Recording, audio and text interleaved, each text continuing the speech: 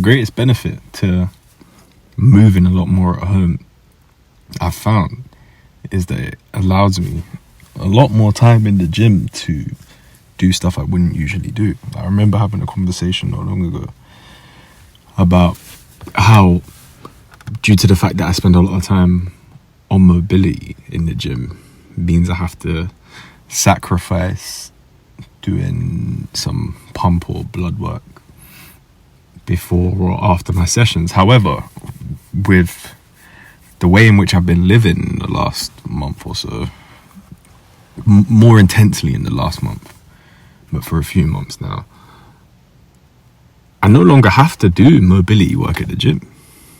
I spend my entire time at home doing some sort of mobility work. Sitting on the floor requires you to sit in some sort of stretch, whether that be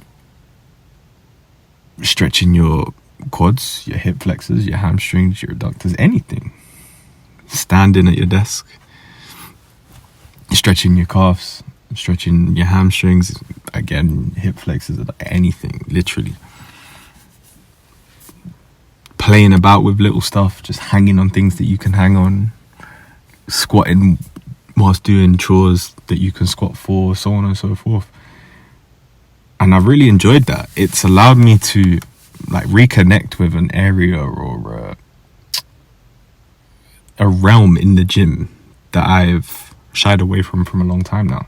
And that's not because I don't like it. I've always respected and appreciated bodybuilding. However, it never had a purpose for me in my life until I was taught how I could use it for a purpose for myself. And after being introduced to its benefits and the values of isolating exercises in order to restore balance in one's body through the whole knees over toes guys movement, I guess it was only a matter of time in which that came full circle, and I would then began to appreciate the ability to do that with my upper body as I now am.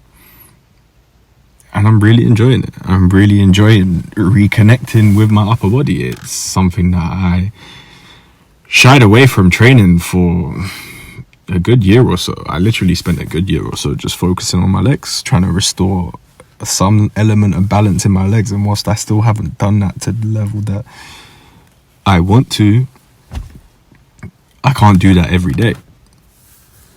So that's led me, and in many ways forced me to expand my horizons. And my horizons have now brought me to a place where I'm really enjoying doing things that if you had told me I would enjoy now 6 months ago, I would have called you a liar and said, nah, there's no way.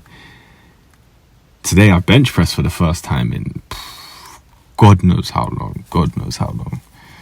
And I'd be lying if I said I would have done it if I was there on my own, but thankfully I had a good friend there at the gym who gave me a lot of cues, a lot of pointers that improved my technique dramatically.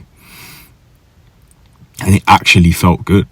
Like, the bench press actually felt good to me, because bench pressing as a kid, obviously not having great technique, not being taught very well, and just not being very mindful at all, led to very messy bench pressing, very ego-driven bench pressing, which isn't healthy, and which is why I've stayed away from it for a very long time, because I didn't feel like I could attack it in the way in which I was confident with.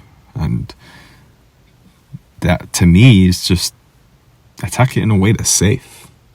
Attack it in a way that is most efficient, most thoughtful, most conscious, however you want to coin it. And I was able to do that today due to having guidance, and I really appreciated that.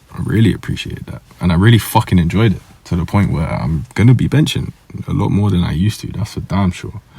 And practicing the movement, regaining some strength that I had when I was testosterone-filled, ego-driven 18-year-old. So it should be fun. I look forward to embarking on this journey and finally embracing the last compound movement that I had neglected, because for a long time now, I've loved the squat, I've loved the deadlift, I've loved pulling. Recently I've got really into carrying, and the bench was the last compound movement that I hadn't given enough love to be completely honest. So maybe now's the time. Funnily enough, it came from yesterday's deadlifting session, and the fact that yesterday's deadlifts were poor. They were poor.